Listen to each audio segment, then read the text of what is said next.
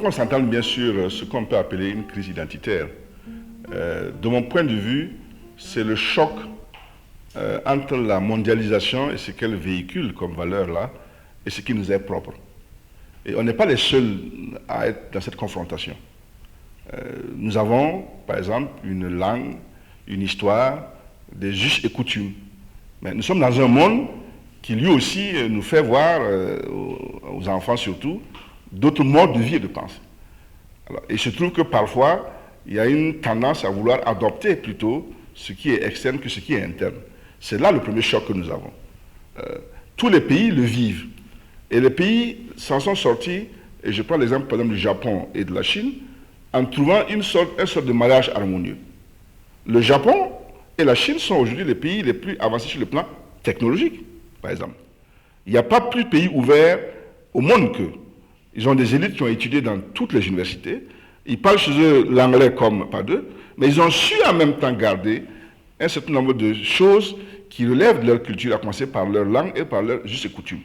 C'est là où nous avons, peut-être, nous pêchons quelque peu. On peut discuter un peu sur ce qu'il est possible de faire, puisque l'État, à ce niveau-là, a un rôle à jouer. Et on peut prendre les éléments, par exemple, la question de la langue. La question de la langue, jusque-là, nous apprenons notre langue dans notre simple milieu social. Mais au niveau de l'État, il n'y a pas un mécanisme qui impose la langue à des moments donnés. Au Japon, non seulement on l'apprend à la maison, mais on écrit japonais. En Chine, on l'apprend à la maison, mais on écrit chinois. Si, par exemple, le Japon et la Chine avaient dit on n'utilise pas le chinois pour écrire, mais c'est l'anglais qu'on écrit, c'est pas sûr qu'ils n'auraient pas le même problème que nous. Donc, forcément, à un moment donné, il faut que l'usage de notre langue-là sorte du simple cadre familial et social là, pour être quelque chose qui rythme un peu la marche de la nation. Moi, de ce point de vue, je dis que le français est pour moi une langue de travail. C'est une langue de travail. Une langue de travail, elle n'est pas obligée d'être une langue de travail pour vous éternellement. Moi, je verrais par exemple un système où des langues nationales aussi deviennent des langues de travail. Progressivement. On peut commencer avec les 3 premières et dire que les agents, par exemple, de la fonction publique, les agents, tous confondus, doivent être amenés à apprendre et qu'un courrier écrit, par exemple, en Dioula, doit avoir la même valeur qu'un courrier écrit en français. Si vous commencez ce mécanisme-là, vous allez voir comment est-ce que la pérennisation de ces langues-là va se poser. C'est lorsque les langues sont utilisées dans un système officiel là qu'il y a une pérennisation. Mais si vous la laissez uniquement au niveau informel, ben forcément, dans les chocs de culture là, il y a une tendance à la diminution. Donc à ce niveau, il y a une réforme à faire qui est radicale. On peut avoir un système où on dit par exemple, on peut écrire une lettre en français, mais aussi une lettre en moré. Une lettre en moré a aussi la même valeur juridique. Le problème que nous avons, mais ça ce n'est pas nous, c'est que nos devanciers n'ont pas inventé un alphabet propre. Les Chinois ont inventé un alphabet propre. Les Japonais aussi. Les Éthiopiens aussi. Or, inventer son propre alphabet est le socle sur lequel votre langue peut perdurer. Ça amène, ou ça oblige peut-être, qu'on reparte aussi dans les enseignements à l'école là, et qu'à côté de la langue que nous apprenons tous là, qu'on apprenne d'autres langues aux enfants. Si un enfant qui rentre au CP1, il apprend le français, il apprend aussi le moré à l'écrire, pas seulement à le parler, vous pouvez en faire demain un fonctionnaire qui, je crois, peut être à même dans l'administration de lire les lettres en moré. Je vois que nous le faisons pour l'arabe. On a des écoles franco-arabes. On peut avoir des écoles franco-moré ou des franco-gula. Puisque comme le français est notre véhicule pour la mondialisation, mais une école franco-lélé, une école franco-peul. Voilà. Et si on fait ça, les gens partent avec un cursus et on peut après généraliser.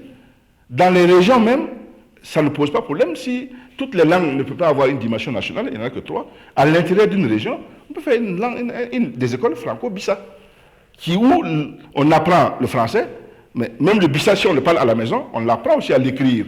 Et on peut lire en bissa. Donc, c'est une réforme majeure à laquelle il faut qu'on réfléchisse. Mais pour y réussir, il faut qu'on ait le sens de la nation. Si chacun dit, il faut que ce soit ma langue à moi, on ne s'en sortira jamais. Vous voyez? Et l'argument que le colonisateur justement dit pour justifier la qualité de sa langue, c'est que c'est la seule qui unit. Non. Il faut qu'à un moment donné, nous, on accepte que toutes les langues ne peuvent pas avoir... Alors, mais ça, c'est un choix difficile sur le plan politique et culturel. Puisque ça ne dit pas qu'il faut éteindre les autres langues. Mais est-ce que si on dit que dans l'administration, on doit pouvoir utiliser les langues nationales, laquelle on utilise? On ne peut pas avoir une centaine de langues nationales. Sinon, il n'y a pas d'unification. Mais si on dit telle langue, on dit ah non, non, non, il n'y a pas qu'eux dans le pays. Bon, si on dit 1, 2, 3, oui, mais il n'y a pas qu'eux dans le pays. Si nous ne sommes pas capables de transcender ça pour construire une nation, c'est une question à laquelle nous ne pourrons jamais répondre.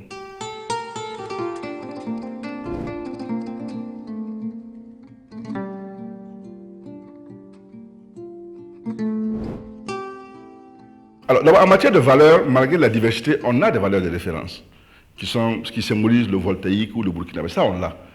Que vous allez chez les Moussi, chez les Peuls, chez les Djoula, il y a des valeurs de référence.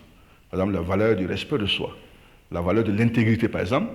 Il n'y a pas une nationalité, moi je dis ça comme ça, chez nous, qui prône la non-intégrité dans toutes nos sociétés-là.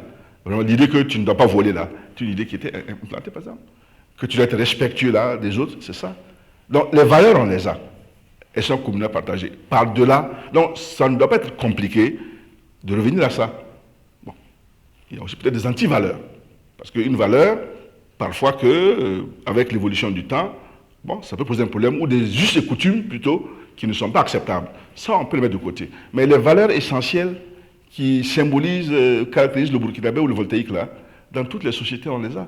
Je n'ai jamais entendu parler d'une société où on fait l'apologie du voleur, par exemple. Ça n'existe pas. Ça n'existe pas. Vous en savez, vous? Ça, par exemple, l'intégrité est une valeur transversale à nos sociétés. On peut en trouver d'autres. Le courage, la fidélité. Vous voyez, ça sont des choses qu'on peut amener dans notre retour vers nos valeurs. Et ça ne posera aucun problème. À cela, maintenant, va s'ajouter les promotions de ce qui est propre à chaque nationalité. Et là aussi, ça ne doit pas poser de problème, y compris à commencer par la langue.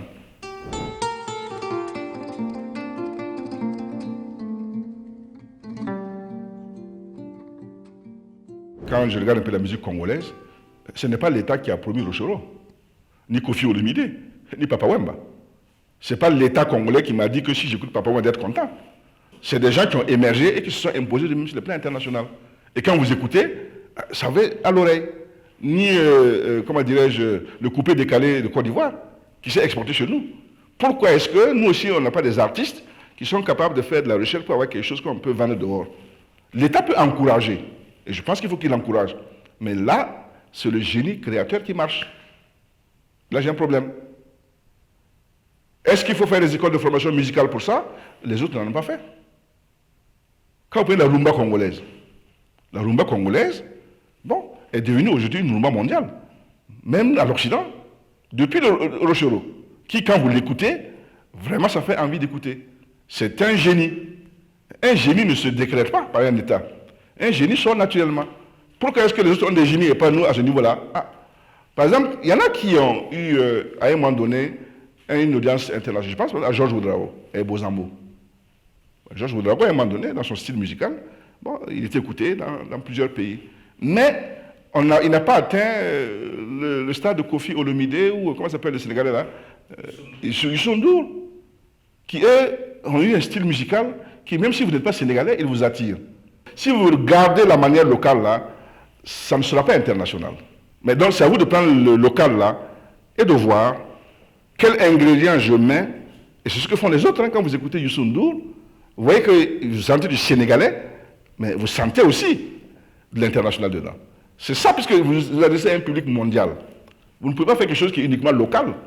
Sinon, votre horizon de développement est limité.